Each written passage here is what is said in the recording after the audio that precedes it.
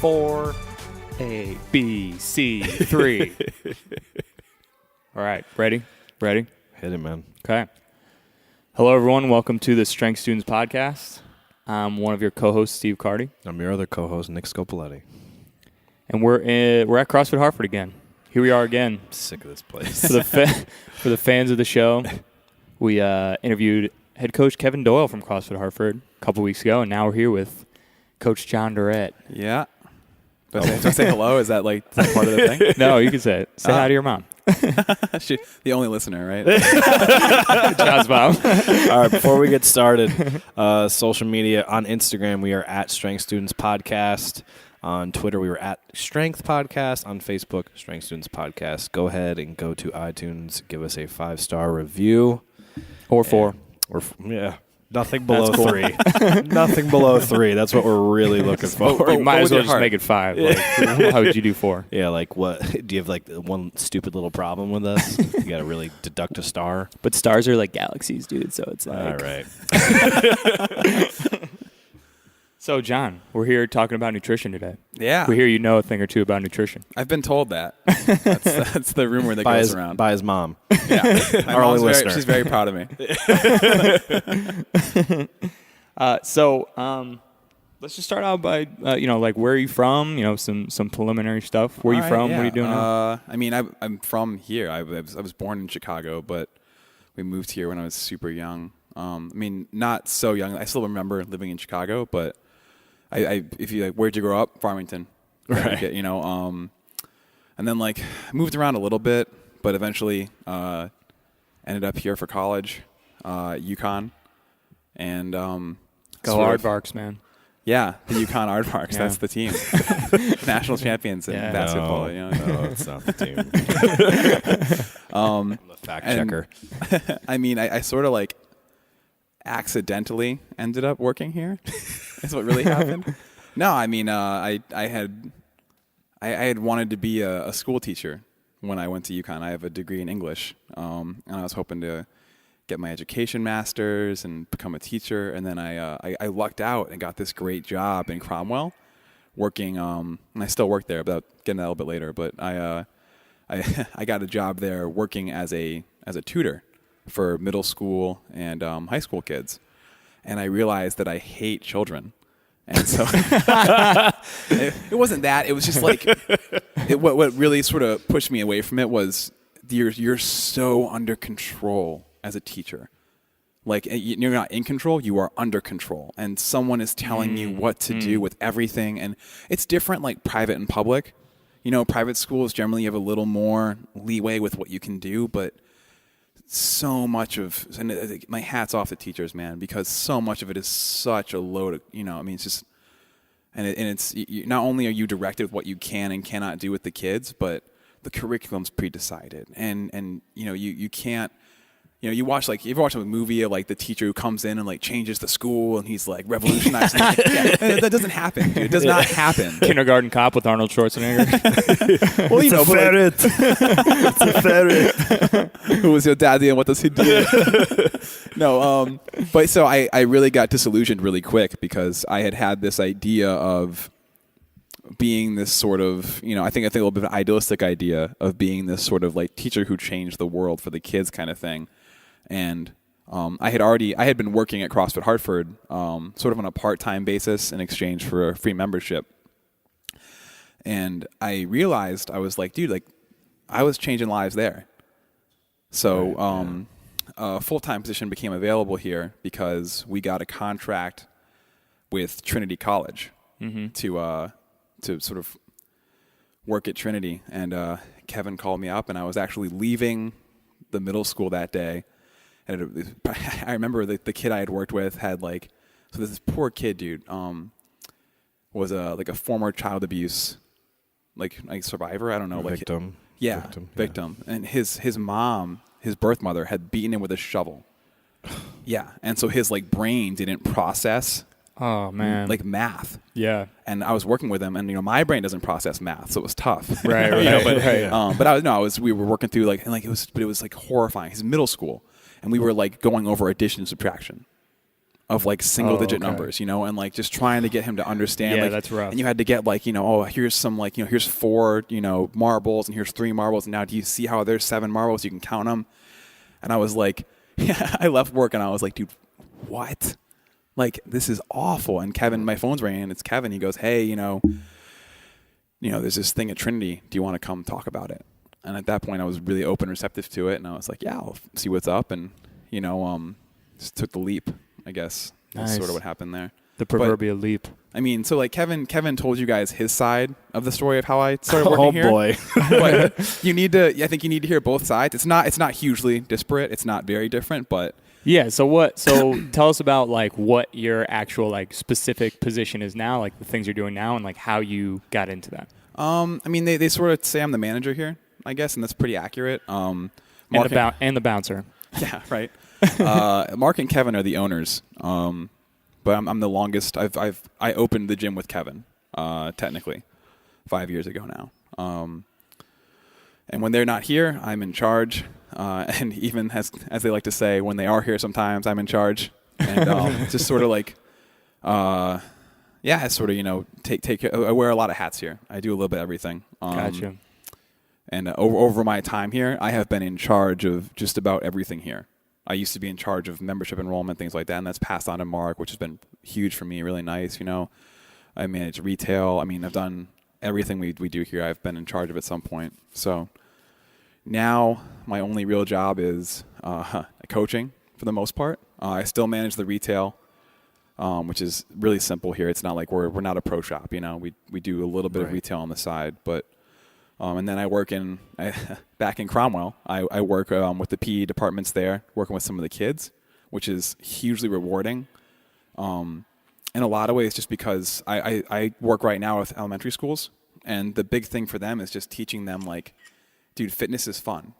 We can have fun and move around. And there are these kids who come to class who have never had this experience of moving, being fun, and having a good time working out. Right. And it's just like, the parents don't teach them, and it's totally alien to them. This can be a fun thing we can do.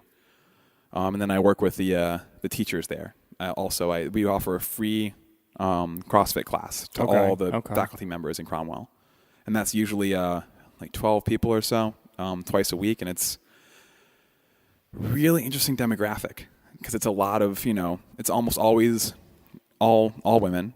And generally you see like, I think our oldest one is like, I think she's 64 or 65, but the youngest girls are like, maybe like mid to late 20s. So it's generally like unconditioned people. So it's an interesting demographic there. Interesting. Okay. And so you do a lot of coaching, like you said, not only in some of the public schools, but obviously here at the gym at CrossFit Hartford. Right. What kind of entails your coaching? I mean, I know you do a lot of nutrition stuff with people. What would you say you're coaching directly with clients? Most of I do a lot of the group classes here. Most of I would say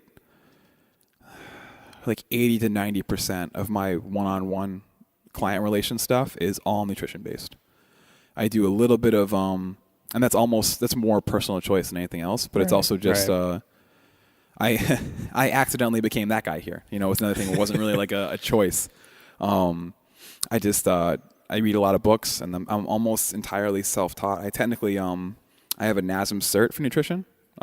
Fitness nutrition specialist, I believe, is the title I have. But it was really just like a 3 or 4 hour exam, and then like, all right, here's your paperwork.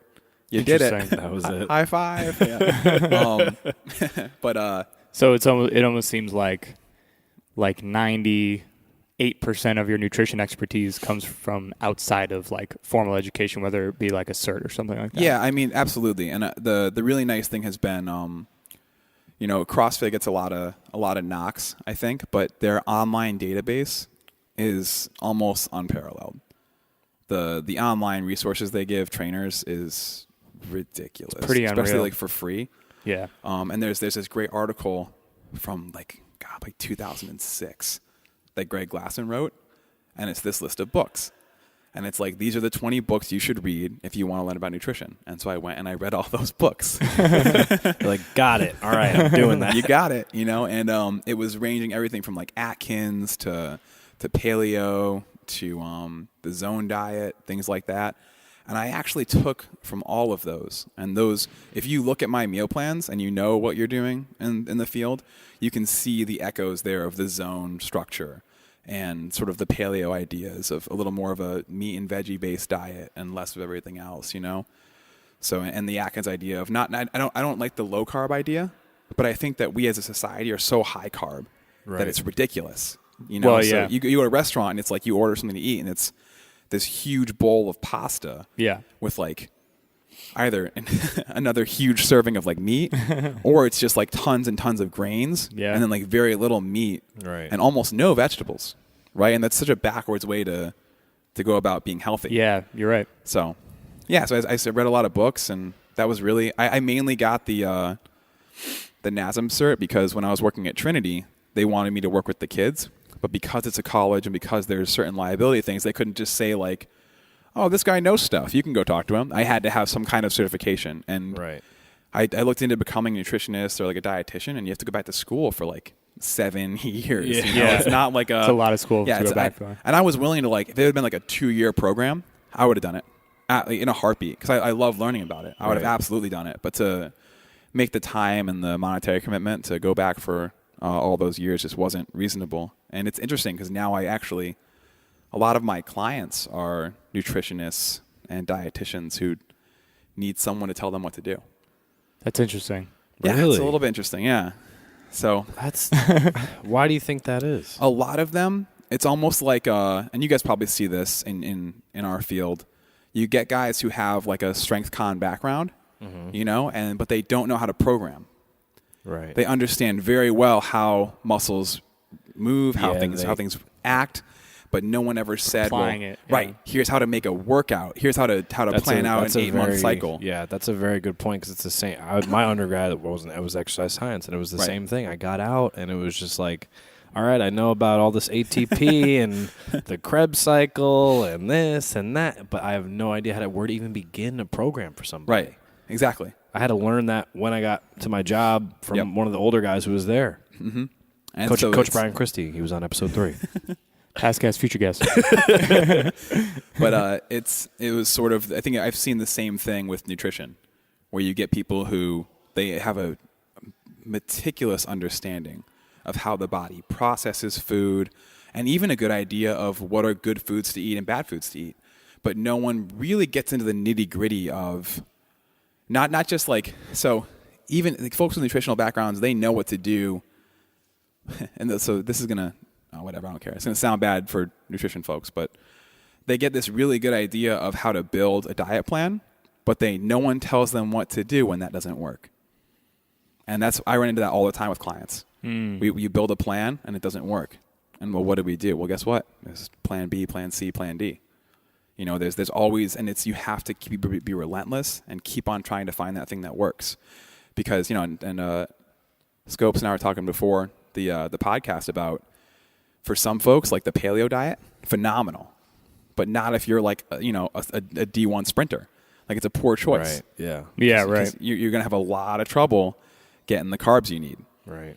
You know, and by the same idea, right? Like being, you know, I have a lot of friends who are vegans. Like that's great. But if you want to be like a natural bodybuilder, you're going to, yeah, exactly. You're going to have a really tough time. Like vegetarian, maybe. Vegan, like it's gonna be hard, uphill struggle the whole way. And even people throughout their time, they could because I was talking to Coach Johnny D before this. I was like, you know, 4 years ago I could do no carbs and I could do high intensity training, and I never felt tired, never crashed. Right, I do it now. I did it this past summer for like 2 weeks. My adrenals were shot. I like felt so wired I couldn't sleep, and I was like, why does this not work for me 4 years later? Your physiology changes. You can't just give a blanket diet, just like you said, for everybody. Right, and that's whenever I work with a client, my biggest thing is, can I teach you how to eat and how to eat successfully long term? Right, I always tell when someone starts with me, like if you're my client, I don't think you get into this job the way we are for the money. Right? There's no. And I think getting into this job comes from either a sincere interest in the science or a sincere interest in helping people, or a combination of the two. And for me, when I work with someone, I'll gladly talk smack about this. There's a lot of trainers out there who want you to pay them for meal plans every month for the rest of your life. Right. Like they want that $100 paycheck every month coming in they want that steady flow, and they're like, Right. and I've taken clients from them and sat them down and said, well, look, like the meal plan they sent you for month 3, it's the same thing you had in month 1. They changed out like the wheat bread for a tortilla, but it's the same thing. Right. Like it's still it's the same macro breakdown. Like you're literally eating the same food. Your body doesn't know, so you think that your money is now like validating this expense here, but it's not. Like so my goal with clients is maybe like if I pay me for 3 months, 4 months, maybe, but you should learn how to do this without me. That's what I want. I want you to be able to, and then like, if you run into like a roadblock down the road, right? Like Nick was saying, right? Like if you have an issue where, well, now it's not working, then come back and let's readdress and see what's changed. Like, oh, I don't know why it's not working. I'm only sleeping 2 hours a night because of my new shift. Like, oh, well, there you go. There's your problem, right? But then you come back to your coach and say, well, the plan we built isn't working anymore. It shouldn't be this like, every month, like get your new drug kind of thing, right? It should be this idea of, man, I have learned how to live sustainably and how to eat healthy, and now I can just go out and do that. Yeah, it's not, just write me like a 6-week plan. I have a high school reunion coming up. Right. I have it's learning how to, if you think you're going to eat perfect and clean for 12 months out of the year, every year of your life, you're insane. Yeah. There's always weddings. There's always an event. There's always holidays.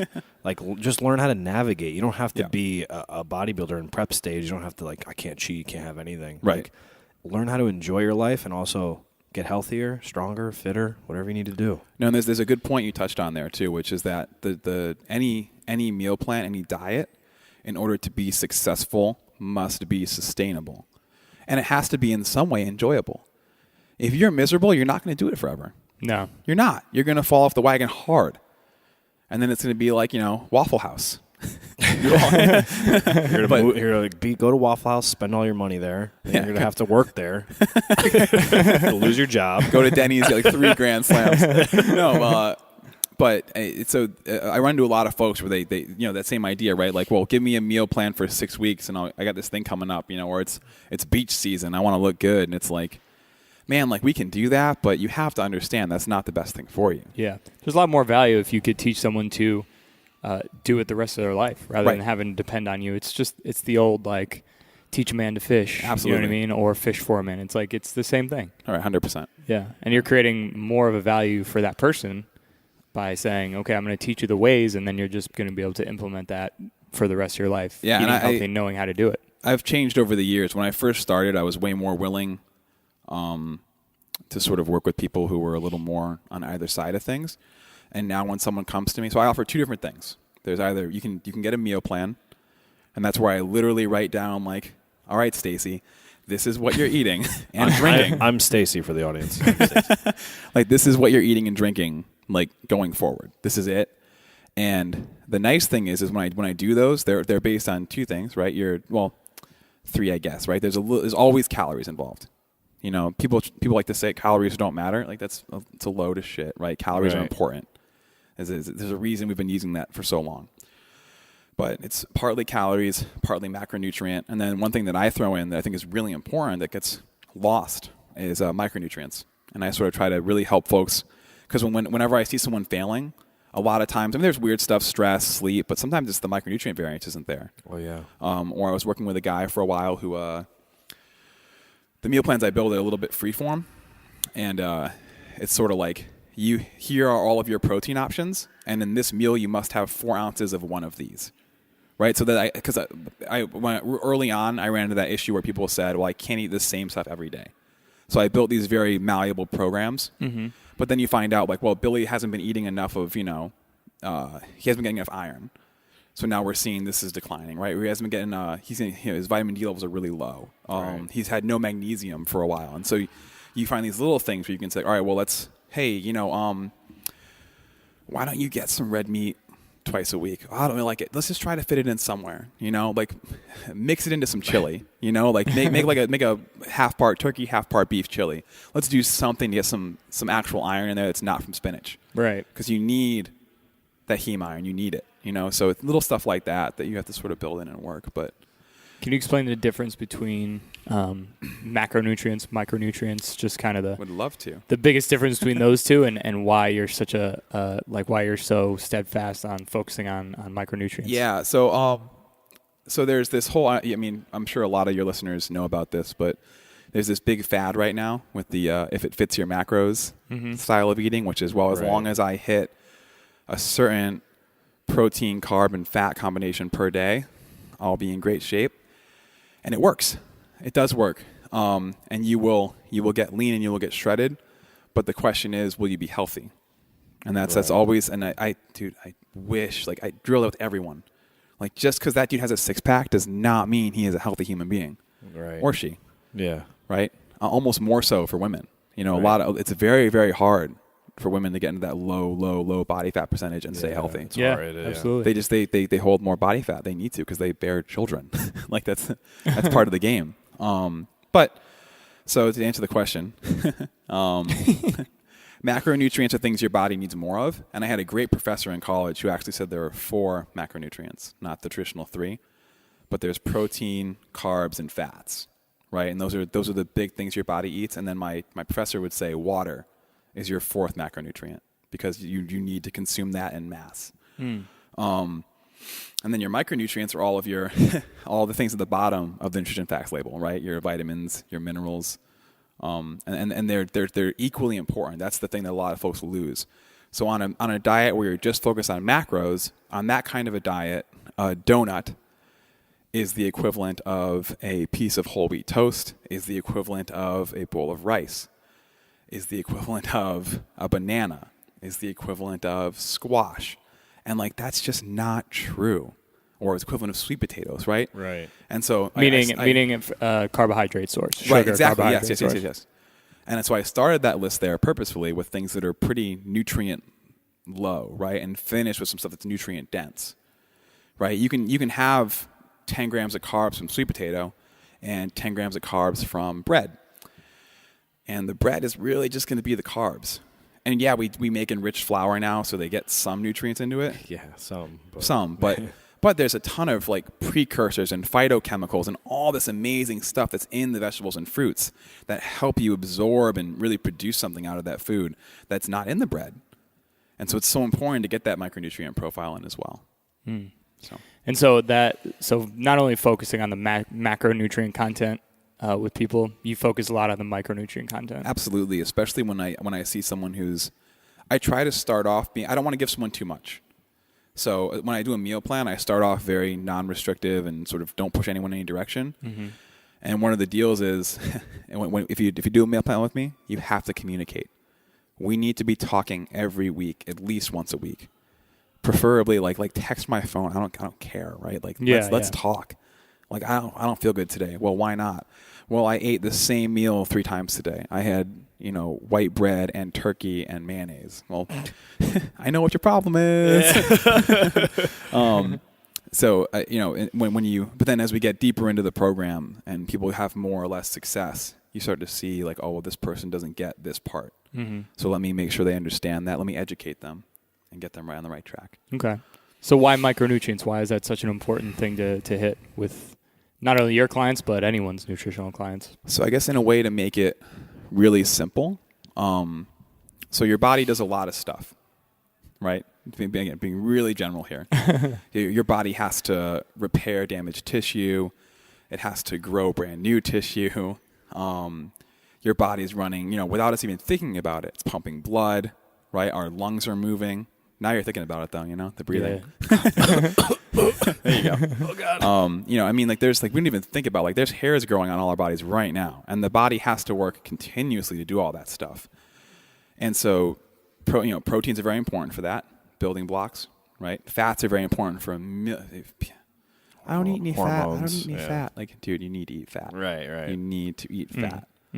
I had a client who was, this is sort of gross, but I had a client who was constipated for a week, and it was because he wasn't eating any fat. And I had him add in half an avocado, a day. And he sent me this text that was it's out of control. Everything's coming out. I've shut all the windows. My wife left me. and then your carbs, right? Oh God. Your carbs are your energy source. Being really general here, because all those macronutrients can actually sub in for each other. Mm-hmm. But in general, right? Fat does hormone regulation, keeps your body temperature regular. But tons of different stuff for the macronutrients. But each one of those individual process is aided by the presence of a micronutrient. And without those there, you cannot do, you'll still be able to do those things, just not as well. So like, for example, your bones and your skin, right? Calcium's the obvious one. Everyone's like, oh yeah, calcium. But magnesium, vitamin D, a lot of other, Huge. Yeah. Huge. You need all of these, to really optimize your body's ability to do those things. And again, you're not going to your bones aren't going to fade away if you don't get enough. But if you really want your body to be running optimal efficiency, we love the car metaphor here with clients here, which is, if you have a Ferrari, you're not going to put shitty gas in it, right? You get really high quality fuel. So if you want your body to run really well, if you want it to perform optimally, you have to give it the fuel it needs. Right. And the huge part of that gets overlooked is the micronutrients. And people say well, I'll just take vitamins. And the truth is, one, right, if it were that simple, right? Yeah, if it was simple going to CVS and buying a multivitamin, right. Everyone would be super healthy. Yeah, they've done some really, there was a really cool study that came out, I think last year, on which vitamins you can actually absorb through diet. And it's gotten to where not to plug the company, but Pure Pharma makes a vitamin D that comes prepackaged in coconut oil. And it's a fat-soluble vitamin. Exactly, right. It's a fat-soluble vitamin. So yeah. you can't just take powdered vitamin D with nothing and have it work. Right. Vitamin E too, fat-soluble, right? So and that's why they're in almonds, because it's literally nature gave you this thing. Yeah. Here you go. Perfect package. Right. You're welcome. That's always been my personal belief on things too. I know, I always catch some heat for this too when people ask, do you have people take a multivitamin or do you take a multivitamin? I'm like, yo, we got multivitamins all over this earth. It's we're given these things. There's a reason why that we get certain things from foods is because we're part of the same earth that these foods are part of, and that's what we survive on. Yeah. The only thing I would say is if you literally, and I have done this, if you literally go to a doctor and get tested and you're low in something, you could eat more if you're given a pill, maybe and I mean a pill, not a pharmaceutical pill. I had a zinc deficiency for a long time. As a male, that affects testosterone production. Yep. We all know in episode 1 I talked about my stomach issues. I had no stomach acid. Zinc affects that.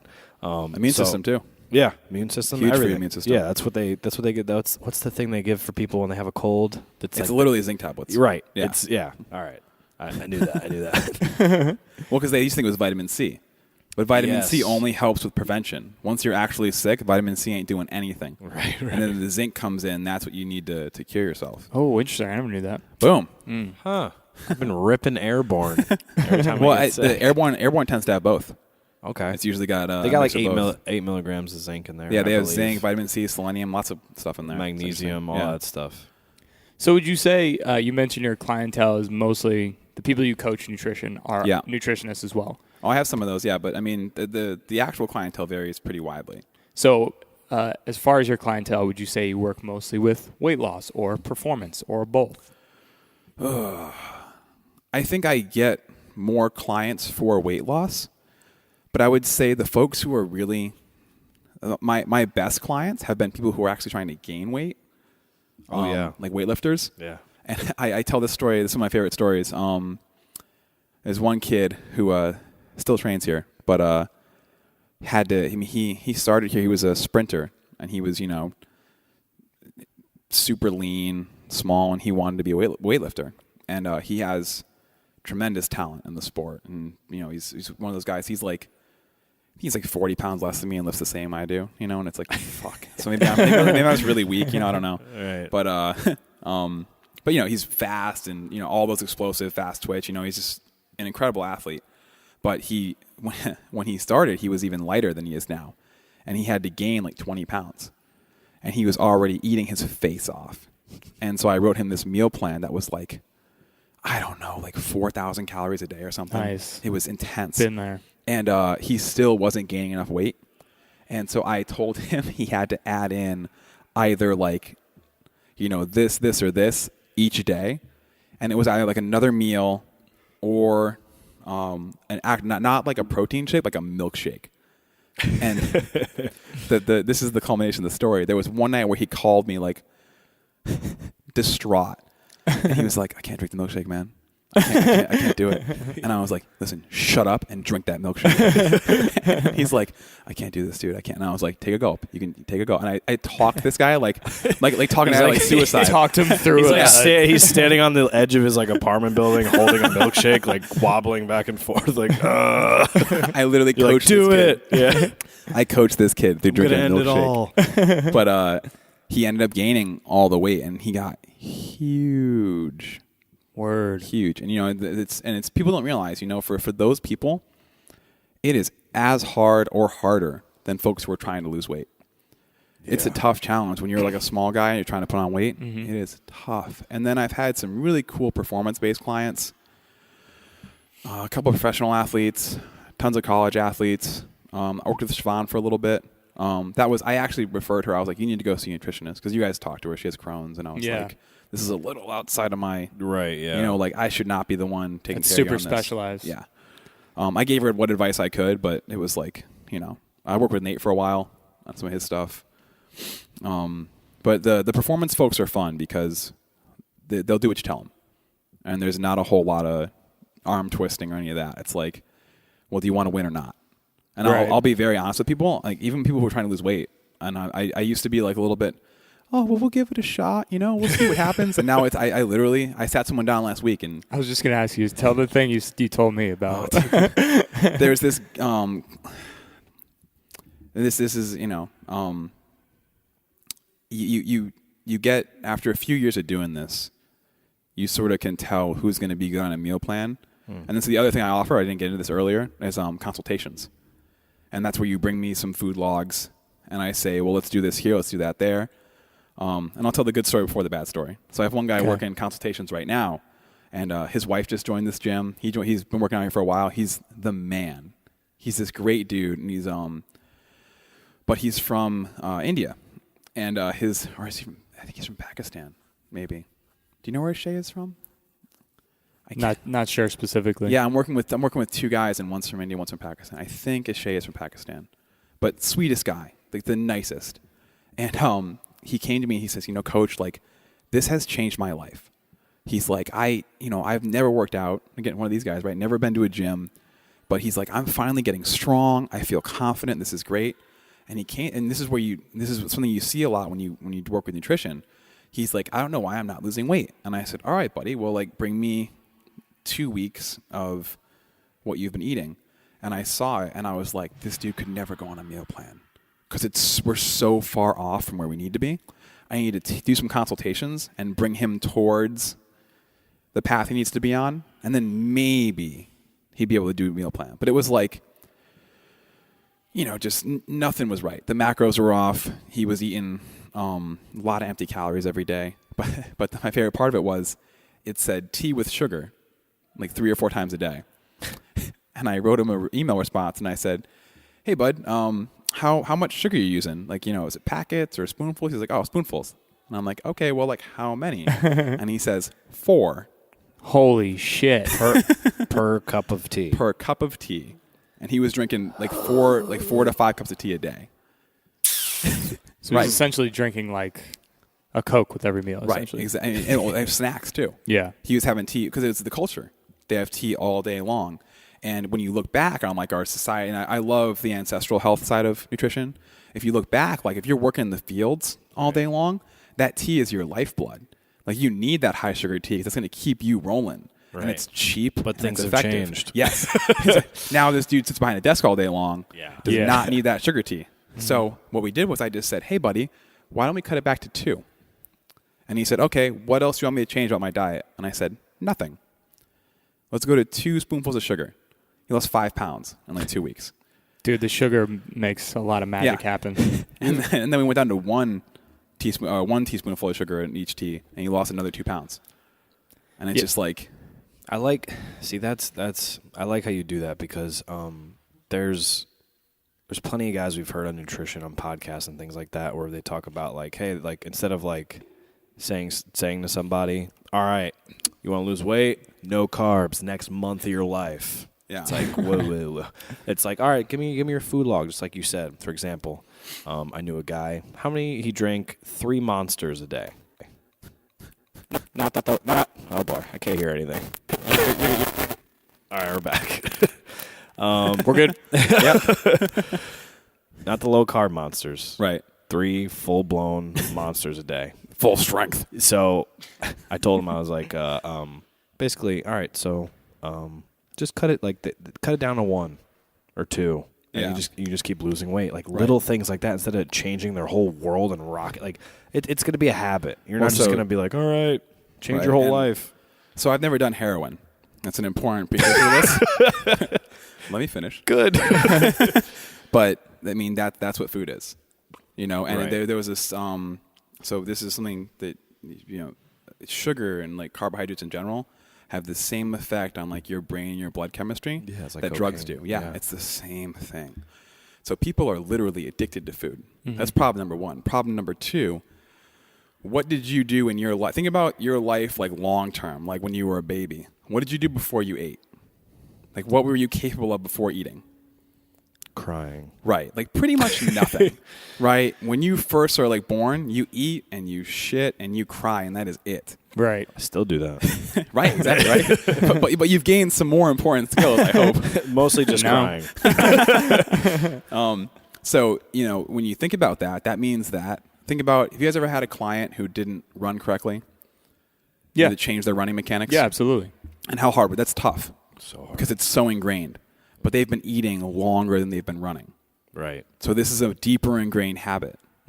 Psychologically, it's deeper seated. And then what else? Right now I was talking to Nick about, so I guess I'll bring this into the podcast. So I was really fat for a long time.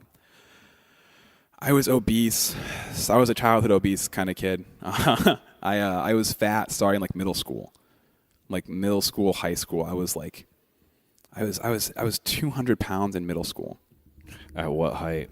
I haven't grown much since middle school. So I think I was probably like, I don't even know. But when I graduated high school, I was 315 pounds. And for me, and I think for a lot of people, food served as a therapy. It was something that was very, very therapeutic for me, because it gives it's chemicals. Those chemicals create a response in your body. And when I remember being super stressed out in college, my freshman year, I went to Northeastern on a scholarship, and this is a bad idea. So Northeastern does their schooling on trimesters. Okay. So you get 3 scores a year instead of 2. And I had to keep a 3.7 or higher in every course I took. And again, trimesters. Right. So I was only at Northeastern for 1 year because I couldn't afford it without the scholarship. And the scholarship put me in the ground because I gained 5 more pounds. I was 320 or something. I was huge. Holy shit. And I had been trying to lose weight because before I left for college, you have a physical. And my doctor was like, you're going to die. He was like, I have a great primary care physician, same guy still. And he was like, you need to do something, man. I've known you for a long time. You got to fix this. Your triglycerides are 4 times what they should be. Your cholesterol is really high. You're pre-diabetic. You need to fix this. So I tried. I tried to eat healthier, tried to walk a little bit, but food was still, I would get stressed out about exams, and I'd go eat a bowl of ice cream, Right, or I'd go eat, like a box of pasta.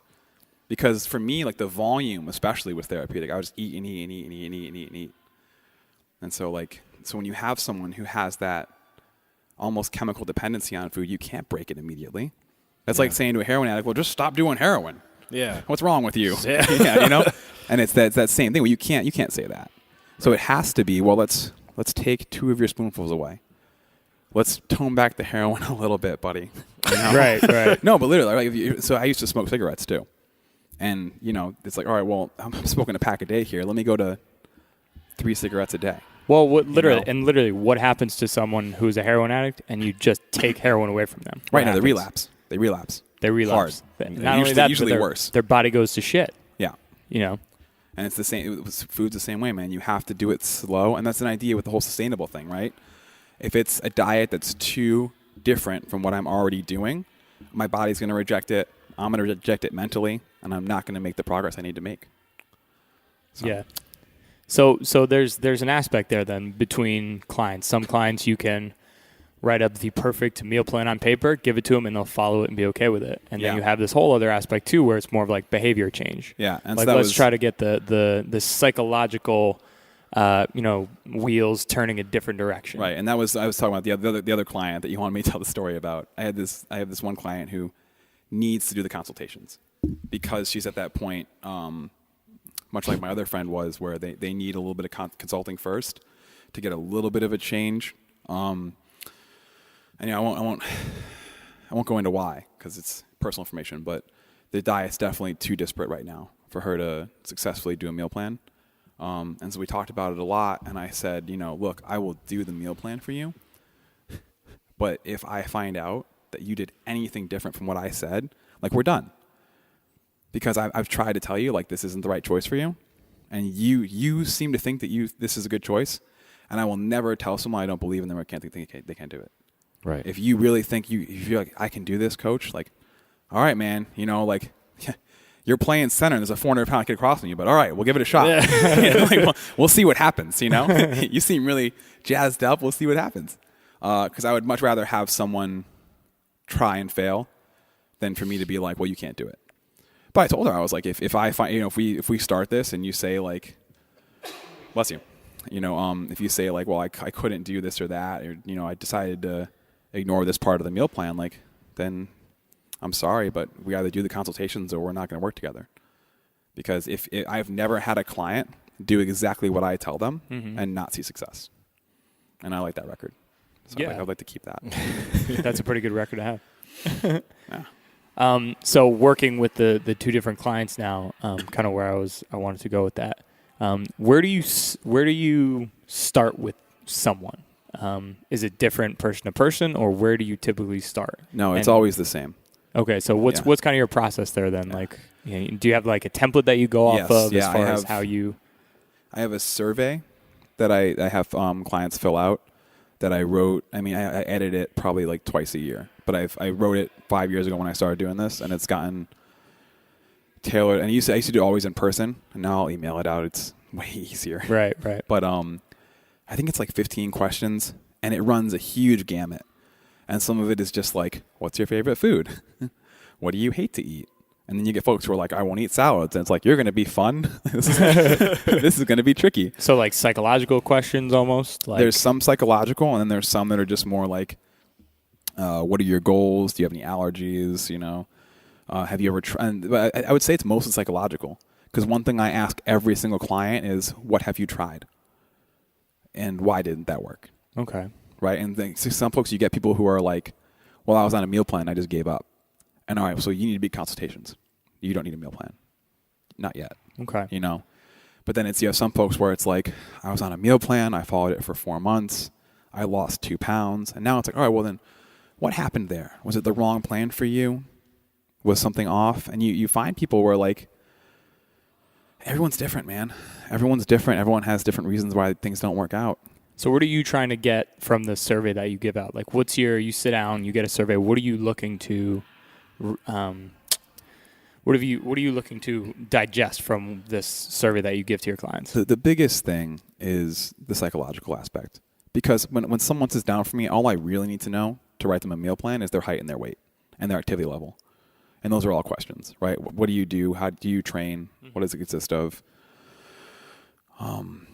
But I also ask about their schedule too, and that's always really important. I think it's undervalued. I had one client who was a truck driver, and that was a challenge, man. That was tough. Yeah, they got a tough schedule. Yeah, and he was, well, it's not just that, but they sit so long. Yep. But it's not like their job is low stress. They're sitting all the time, but that is a stressful, you would drive for 4 hours. Now drive for like 8 hours. Like that's a stressful that's day. crazy. And I think one thing too, and John Berardi of Precision Nutrition is big on this too, is trying to relate to your clients a little more, rather than thinking that everyone everyone's day looks exactly like yours does. You know, Yeah, like, absolutely. Well, why can't this person like have all their meals prepared and eat at the right time and like Yeah. just go to the grocery store on Sunday and get everything prepared ahead of time and eat here, and here and make sure everything's good. It's like, Yeah. well, you are maybe not living the same life as Right. like a single mom with 3 kids who's running all over the place, or No, like yeah. in that case, a truck driver who's on the road constantly. So Yeah. having that, not only like empathy for that person, but kind of taking yourself out of your own world and trying to put yourselves in their world, and then trying to say, okay, how can I make this work best for this person who has this life that is like X and not like Y? Right. No, 100%. And I mean, though I've had people who you don't even think about it, right? Like I had someone who was in she worked in like medical offices, not as like a doctor or a nurse, just someone like filing paperwork, but like they didn't have a fridge for the people to use there. It wasn't part of the deal. It's just little curveballs. Yeah. Well, dude, but like everywhere I've worked, there's been a fridge for like a mini fridge or something, Right, you know? right, yeah. And for her to be like, there's nothing there, I was like, well, first of all, like find the HR department. And, Yeah, like, for file a real. complaint. but you know, but that's, well, okay, so now how do I deal with this lady? How do we get her, you know, because you can't have someone eating it. I mean, you can do intermittent fasting, but a lot of folks can't handle that, you know? Especially women. Women aren't really geared towards that. Yeah. So, it's stuff like that where it's like you have to sort of, and you know, I think one of the things I love about doing it is it's like you're a detective, you know, and you sort of have to solve these puzzles. And that's what you try to get from that survey that you hand out. Right. I try to get, and you know, usually the survey is a preliminary thing, and it ends up being there's like 10 more questions I have to ask. Okay. But you know, and then that's mostly for the meal plans. The consultations are a lot less. The consultation's different. The consultation, instead of a survey, I send them basically. It looks a lot like if you were in like college and you had to write like a journal of like a lab or something, and it's like, what's the date, and like when did you eat, and what did you eat, and this and that, and okay. And it's a lot more.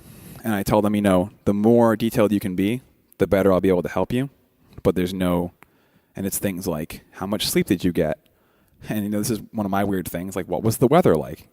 You know, do you have seasonal affective disorder? Do we going to find that out, you know? Right. Well, the more questions you ask, the more Right. information you're going to get for yourself. Right, exactly. And you find these little things where, you know, I had a kid who was, we found through going through all these questions that, her thyroid was just not working. At all? Pretty much. No, I mean, pretty much. And she had to get it removed. But it was Holy like crap. Graves' disease? no. What's the other one? It's the only one I know. I think it starts with an H. I could be totally off point on that. Haves disease? I don't know. Herpes? But yeah. So I mean, the more in depth it is, the better you're able to help somebody. And Okay. people just think, you know, it's one of the. And I see this as a trainer as well. When you've been in the industry for a while, you forget what people don't know. Mm-hmm. And there's some things that are so basic to us, you know, like I don't need to tell you guys to eat breakfast, because like that's like, of course I eat breakfast. Like that starts my metabolism for the day. Right. That like keeps me from like eating a giant, you know, double, you know, Big Mac at like 3 p.m. You know, like, that keeps me under control. But some people don't know that.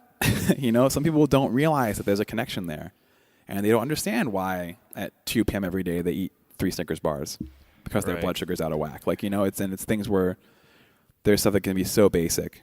There's another. I had a client who, my fastest client ever, as I call her. She wanted to lose like a little bit of fat. She was in pretty good shape and, you know, looked good, but it was, you know, bikini season was coming up, Right. and so I had her do. She didn't want a meal plan, so we did the consultation plan, and I had her fill out the meal logs, and she filled them out for 2 weeks, and she came in and she gave me my money and said, "I don't need your help, thank you. Here's the money I owe you for what we would have gone over here, but I figured it out." And I was like, "Oh yeah," because I was a little skeptical. But she said, "Yeah, I didn't realize how much I was eating all these things I didn't even think about. Like at work, there's like a candy tray, and I was grabbing 3 mini Snickers over the course of the day, and then we'd go out after work, and I would have 2 drinks, Right. and she never thought about it because it was just what she did as part of her day, and I never cared about it, And by writing the meal logs. I was going to say, until she started to write it down and see it on paper, that's kind of when the light bulb went off. Absolutely. There you go. And it was that thing where it was like, oh, because once you have to write down like 1 beer, 2 beers, then because you're like, all right, well, this is not the way to lose weight. Mm-hmm. And she cut out the extra alcohol and like the weird snacks during the day, and she lost like I think 2% body fat, and really leaned out and was super happy. So nice. Yeah, it's one of those things. So after like this survey, after the preliminary stuff, what's the next step? Depends on which path they take. If it's a meal plan, meaning like meal plan or consultation, or like weight loss versus strength gain or something like that. Really more of the meal plan versus consultation. Okay.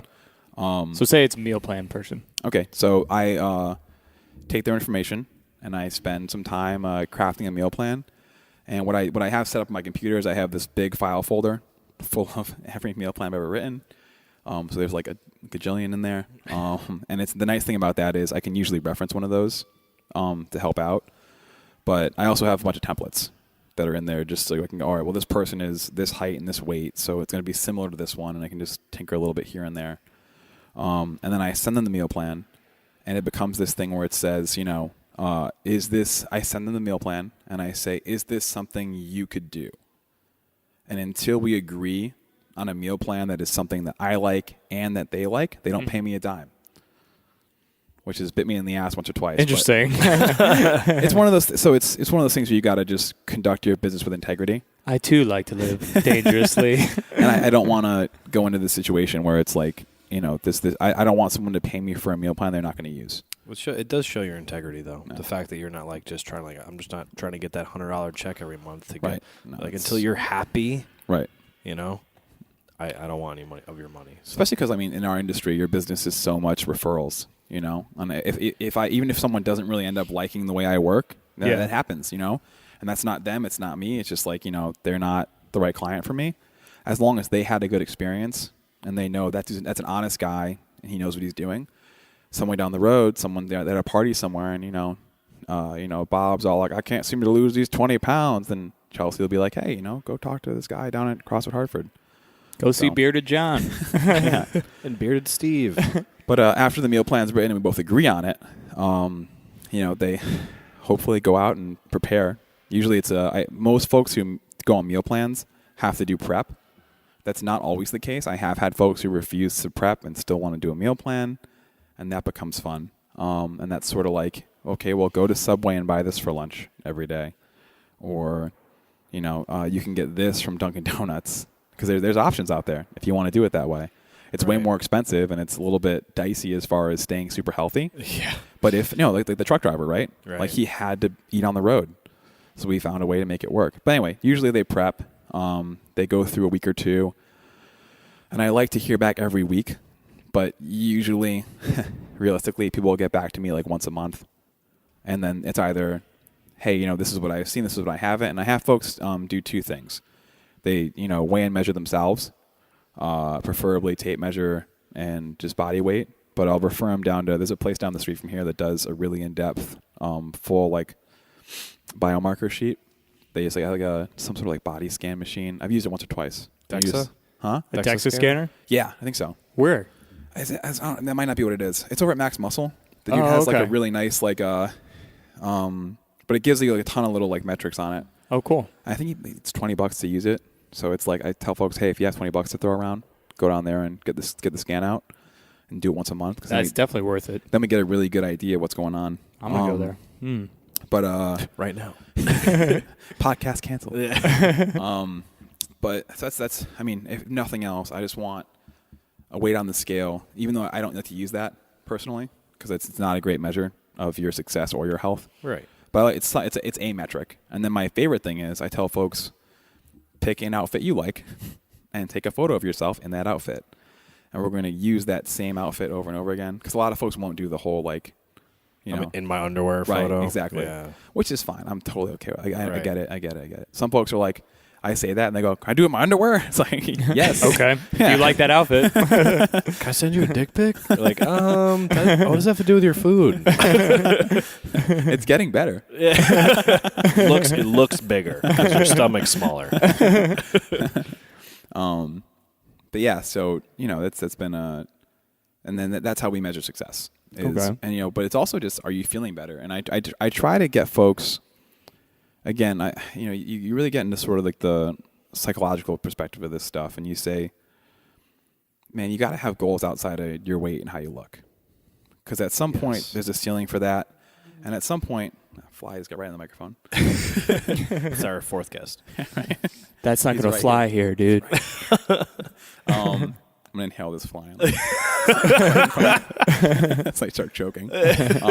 Into me. It's protein, dude. At some point, you're gonna be 60, 70 years old, and some of your unfortunately some of your ideals are gonna be gone. And so what then allows you to sustain your health? Right. Or for me, it was at my lowest. So at my heaviest, I was 320 pounds. At my lowest, I was 170 pounds. Wow. Yeah, and talk about like something that was tough to sustain. I ate the same thing for every meal, every day. But I was a fighter. I'm not like a professional like MMA fighter, but I competed in jiu-jitsu. And it's a weight class sport. And I was still short for the 170s, but I just like could not like. I was like, look, man, I'll get down to, so my coach was like, you really should compete at like 155 considering your height. And I was like, look, man, like my bench is not going down. So I would walk around at like 180 and cut to 170 for competitions. Because I was not willing to like, I've always been sacrifice weightlifting for. I was way more into just being fit and being healthy than I was into like getting a medal for jiu-jitsu. Like Coach Pagan. Yeah. He was like, I just like this heavy Oli lifting. I'm just going to stick with this. But so I mean, and so even for 170, I was sort of a shorter dude. So not to get too far off track or anything though. So you'll get the meal plan, agree on the meal plan. Mm-hmm. What is like and I've kind of sat with you and I've seen the things that you've done with people as far as communication on like a week to week basis. Like I've seen some pretty in-depth like day-to-day email logs of people. Yeah, those are great. Not only of their food, but just kind of like you said in the survey, like what was the weather like that day? How did you feel? So kind of talk about that. Hey, why do I do that? Or yeah, like why do you do that? And what specific things do you have people communicate to you on a weekly or daily basis? Everything.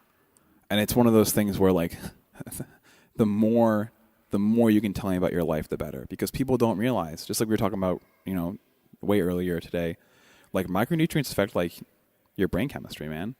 Like if you're like, I'm losing weight, but suddenly I'm awfully depressed. It's like, all right, well then something could be up.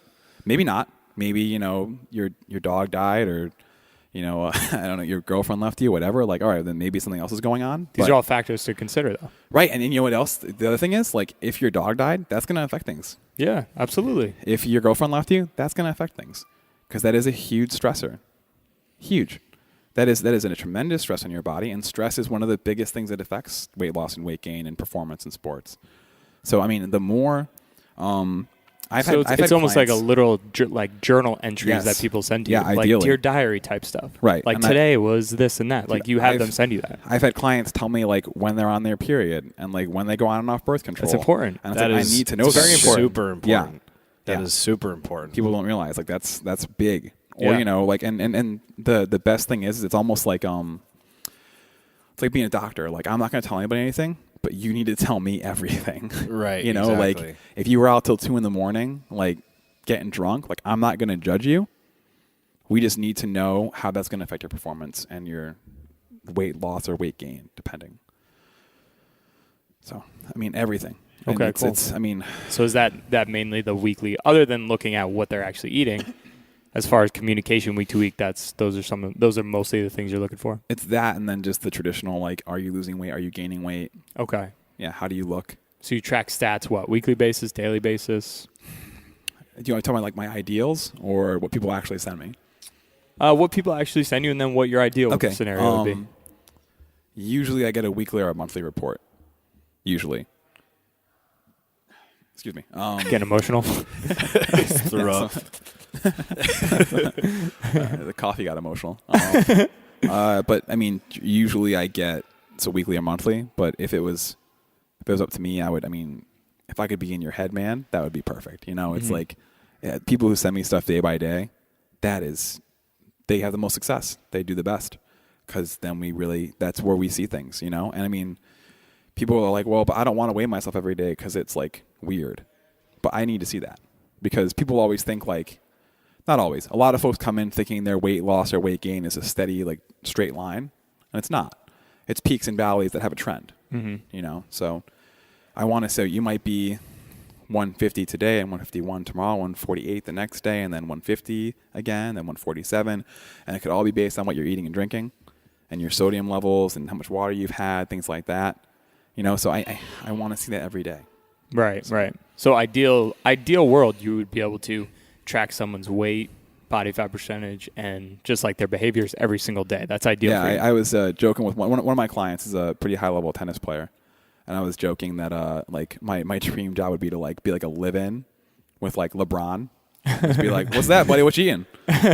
What you drinking over there? How you feeling? You doing all right? How do you feel right now? How about now? He's like, how'd you get in here? He's like, shut the fuck up. He's like, shut the fuck up. That's how I feel. I'm LeBron James. Why is this small white boy here? Yeah. Who let him in? All right. And so then when I would assume this is based on their goals too, but when do you kind of wrap it up with someone? When do you say, hey, good job, you got it, you're done, my work is done here? I almost never do that. It's usually a client will say, this is where, because there's a negotiating process too. Because a lot of folks come to me, a lot of average Joes come to me and want like 6-packs. And like you guys interviewed Siobhan. I cannot tell you the number of times a girl has come to me and said like, I want to look like that. And it's like, you don't understand what that means. Because she's on the show, so people can go back and listen to that episode. Right. Great episode. A plug for the show there. Yeah. But, you know, I mean, she trains all the time. And her entire life is geared around being a phenomenal athlete. Yeah. Like, she doesn't look like that by accident. That's not how that works. Right. She is religious. Yeah. And so a lot of folks come to me and they say, I want to look like that. And I say, well, let's see what happens. Do you want to work out 3 times a day like she does? Right. Let's start down the path and see. And one of the most satisfying things for me is a lot of folks will just say, you know, Coach, I'm happy. I wanted to lose 20 pounds. I lost 10. But, you know, my clothes fit better now. Yeah. And I look in the mirror and I'm happy. Like, dude, like my heart like overflows. Yeah. So, dude, it's the best. How do you feel, and how do you feel about how you look? I mean, those are 2 pretty important things. Exactly. Yeah. And a lot of people realize, like, as nice as that 6-pack might be, the ability to go out with your friends on a Thursday night and have like a burger and a beer is also pretty fucking cool. Still okay. You know, yeah. Absolutely. And it's like, it might be that like maybe I don't need to be shredded. Maybe I can just be happy. Right. Exactly. And that's the real thing you try to get folks to. Yeah. Like, I don't care if you have a 6-pack. You know, I'm working with this guy right now who was significantly overweight, and he's lost like 20 pounds. And he's already happier. And I told him, he's like, what do we do next? And I said, how far do you want to go, dude? Because we can lose 20 more pounds. We can lose 40 more pounds. But you might find out after we lose 20, your lifestyle has to change in a way that you're not prepared for. Yeah. Right? But that's okay. Because guess what? When we lose that 20, you're going to be healthy. Mm-hmm. You're going to be healthy. And it's going to be up to you whether you want to go that extra mile or not. So I rarely ever cancel with the client. Right. Usually they come to me and they say, we've done it. And I'm like, all right, high five, fist bump. Get your ass out of here. Yeah. You know, if you need help, I'll be here. We can work again. Right. But I rarely shut it down. Well, and if going back to the psychological aspect of having a 6-pack or not, who really actually cares if they do have a 6-pack? That's usually an external influence, right? Absolutely. Like, I feel like I need to have a 6-pack to look good, and that will in turn make me feel good. Right. But take out the external influence, right? If you took that out, who would really care if they had a 6-pack? What people really want to do is just be healthy and feel good. Right. But it's one of those things where, like, you know, our society has sort of taught us that you have to look a certain way to be acceptable. Well, yeah, and there's mating and all that, so... Yeah, but I mean, I'm living proof you don't need to look great. I'm engaged. This is crazy. No, absolutely. But it's a lot of folks just they have this ideal body image in their head, and then we're all just these big lumps of clay. And as you sculpt it out, you get to your whatever your image is in there, and you're like, man, this is pretty cool. This is great. Oh, I like that. Quote. Jones. One more question here. Yeah. I'm going to be honest. So much more to go over with you, but we're not going to be able to do it all today. Like, we're going to have part 2 and 3. But I'll be on. One last question I just want to ask you. For anyone who's trying to get into coaching, specifically nutrition, like Okay, being a nutrition yeah. coach or personal trainers who are trying to get better with nutrition. Yeah. What are maybe 2 to 3 books or reading materials or resources that you would recommend? Dude, you guys sent me the questions, and that was by far the worst question. To answer? What do you mean? Yeah, to answer. Because there's just so many Yeah, things I right. recommend. Okay, I get that. And you're a big reader. You read a lot. I love reading. I love books. You read like 5 books at a time. I'm currently reading 5. I'm reading Give us the books you're reading, yeah. I'm reading one of the books from the Wheel of Time series, which is like Lord of the Rings-esque kind of stuff. Oh, boy. Thank you for joining us today, guys. There's 4 more books. No, I'm kidding. That's cool. I like that shit. I'm reading one book on like the neurological effects of Buddhism Okay. and how it like transforms someone's brain chemistry, Okay. which is pretty cool. I'm reading Good Calories, Bad Calories by Gary Taubes. I've heard of that. Which is Tops, yes. yeah. It is Yeah, an for sure. amazing book, and he is brilliant, but it is the driest book of all time. It's so hard to get through. And I'm also reading the Quran. I'm not Muslim, but it's one of those things where it was like so if I had picked a different study in life, maybe this is some of the Dan John influence in me, I would have done religion. Just I study. You find it just very- love studying religion. Yeah, I think it's really interesting. That's cool. I think That's it's cool. compelling. So that's 4. What's the other one? Harry Potter. Harry Potter. 50 Shades of Grey. Be honest with us. You could tell us. Hugh Hefner's memoirs. No, An atlas. dude, my brother. My brother. I don't want to stray from this question, so this is all just my little thing here. My brother is he's a really unique kid. We're twins. But he's more unique than I I am. always forget you're a twin. one, yeah. Always. So when he twins, Basil. Twins, Basil. Twins. When he was in like the 2nd grade, he read Grey's Anatomy. Damn. That's such a big book. He just like sat down and read it. Holy shit. Yeah. What about 3rd grade? War and Peace? He actually no, dude. He read each of the Harry Potter books in a day. What? Like he read the first one and it came out in God. one day. He just sat down and just read it. Dude, I read like 10 pages in it. That takes me a day. He's a monster. With Holy reading. crap. He read a Slow, book slow He reader. read a book called Salt: The History of Salt, Like the substance? like the Like mineral. table salt. The mineral. Yeah. Holy shit. You salty, dude? But anyway, so the books I'd recommend. What was that 5th one you're reading? Do you remember? I think it's actually one of the Zone books I'm rereading Oh, again. okay, cool. Because. But how about I maybe reread those a lot. that's good to Yeah, you have refamiliarize to, you yourself have with that. to. Yeah, I've had a couple books that I've like you gear back to. And I've read nutrition books that like people would pass over 100%. I'll go through like value bins at grocery stores and buy like the $1 nutrition books they have there that are like 50 miracle foods to gear your fat loss because there's something in there I can use. Right. Or even if there isn't, maybe it'll spark an idea or something for you to go down another rabbit hole. What's that? And it also when you meet a client who thinks that something's going to help and it's not, you know where they read it.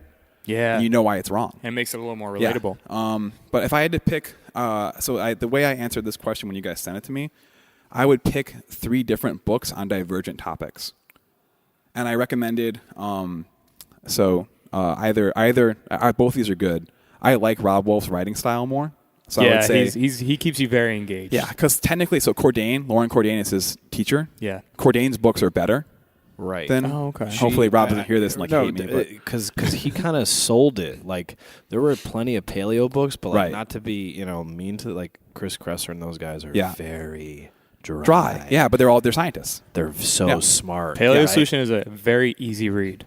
And it's hilarious. Yeah, Like, it's the way awesome. he The phrases way He's he, really yeah, funny. he keeps you like The best part is at the end of every chapter, it's like grab another shot of espresso. Yeah. We're going back in. Right. But so I definitely recommend Rob Wolf's book just because it's so digestible. Oh, yeah.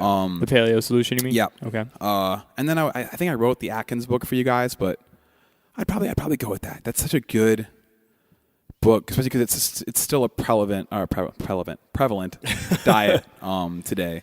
So like Atkins, paleo, and then I'd read a vegan book. And the most angry vegan book I ever read in my entire life was Skinny Bastard, which I put on the list there. I saw that. Yeah. Have you ever read that? I'm going to be honest here. I'm not really open to veganism. But that's why you need to read it. I do. Because I you do. can I've see- opened my mind over the last couple of years to a lot of things, like training methodologies, whatever it be. Yeah. That I'm not there yet. But Dude, I want to. I would never, ever, There you go. ever Do it. I would never. No. You can't tell me what to do, Dad. I mean, Steve. I would never willingly put a client on a vegan plan. And when someone comes to me and they're vegan, I do every last thing in my power to get them to eat either yogurt or eggs or fish, like something. Something that had a face and a soul. Right. Or that was produced by, right? Like if you're eating eggs and yogurt, you're still in a good place. But you need to read those books and you need to understand where the vegan mindset comes from. And another thing you need to understand is a vegan diet, in a lot of ways, is an excellent diet. If they would just eat meat. If they had some meat in there, it'd be a perfect diet. Yeah, so, exactly. but it also, so let's play devil's advocate, right? You have a client who's vegan and they won't stray. They have to be vegan. Do you tell them you can't help them?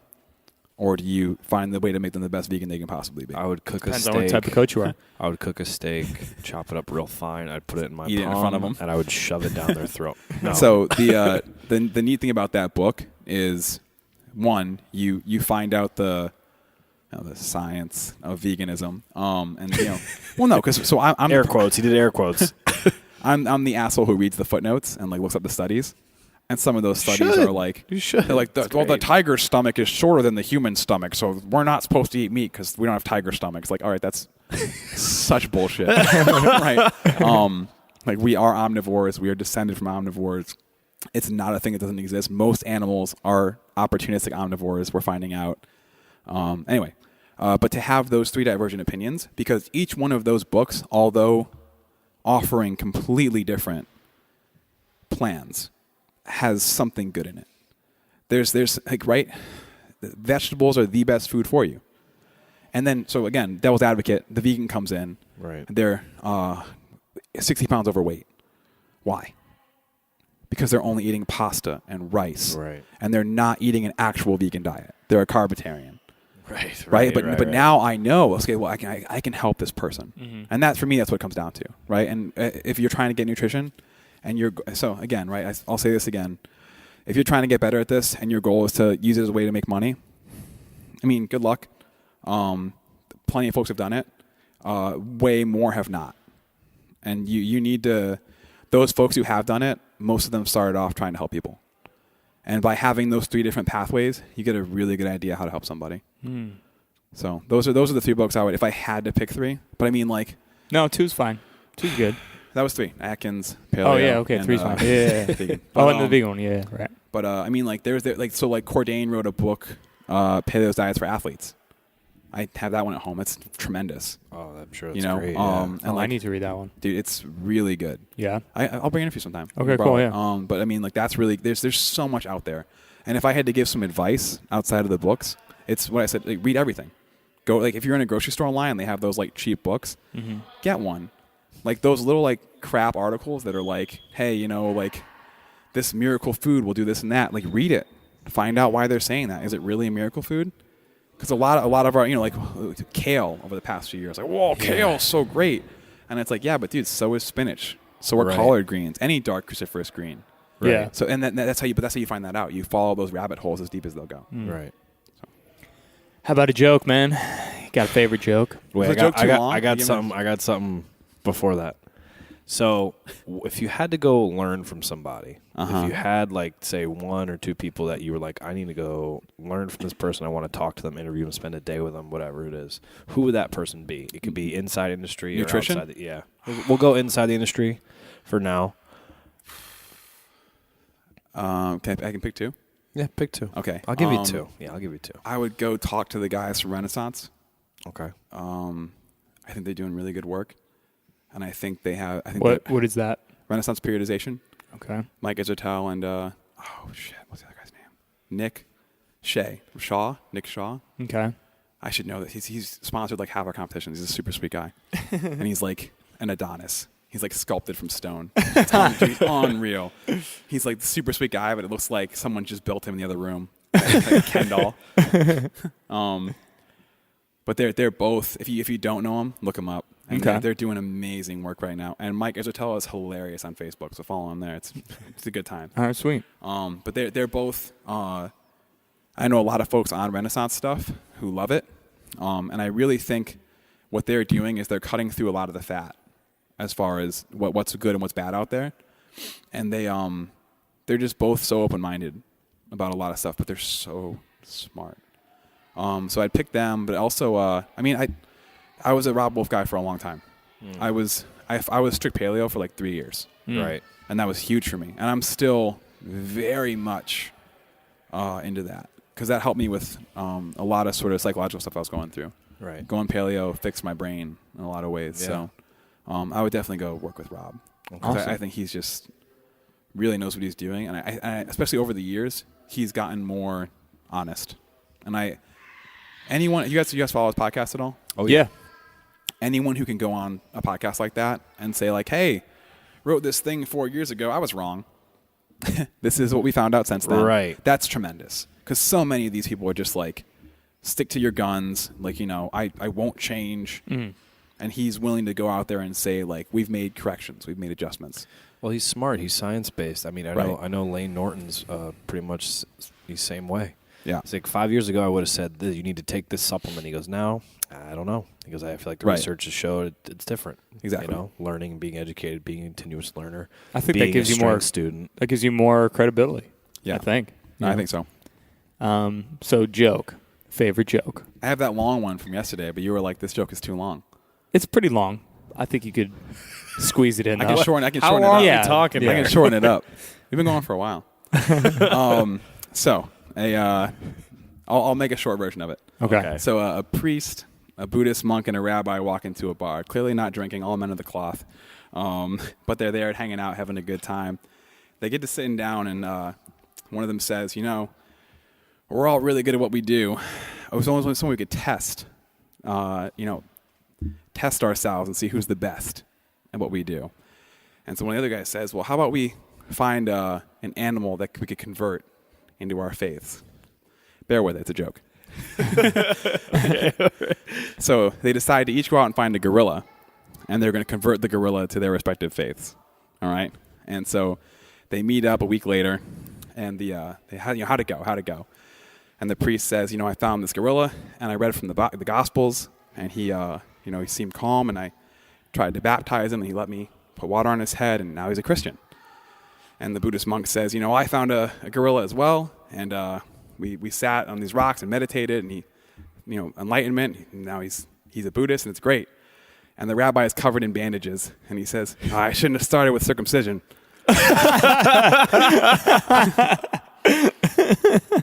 All right, that was worth Nailed it. it. That was good. That was our longest joke, There you go. but I liked it. It's good. All right, so that's going to wrap it up today. Like I said, we're going to have this guy on again because we got a lot more to cover with nutrition, but won't be able to get to today. I really want to get into your personal story. I think that's we will. hit Absolutely. home with people. I talk a lot, so I'm always ready. Yeah, it's all good. Anything else? That's it, man. Where can people find you on like social media and on the internet? And My Instagram's really easy. It's my name. It's Johnny Durrett. So it's cool. simple. I'm Facebook John Durrett. Nice. But really just follow CrossFit Hartford. Okay. We've had folks come and go here, but I've been the longest employee. I opened the business, and I believe in, and this is our 5-year anniversary was a couple days ago, and I believe in promoting this company, and I think that we're gonna turn this into something special. So follow CrossFit Hartford. That'd be a good way to follow me. ooh, mic drop. Don't drop it though. They're expensive. Please, God. Speaking of, Thank you, Manchester Guitar Center. in Radio City, We love you. We love you so much. I don't know what that was. All right, John. Thank you so much for joining us. It's a pleasure, guys. And take care to our audience. Thank you for joining us, everybody. Steve's hammered. Yeah. Take care, everyone. See you next time.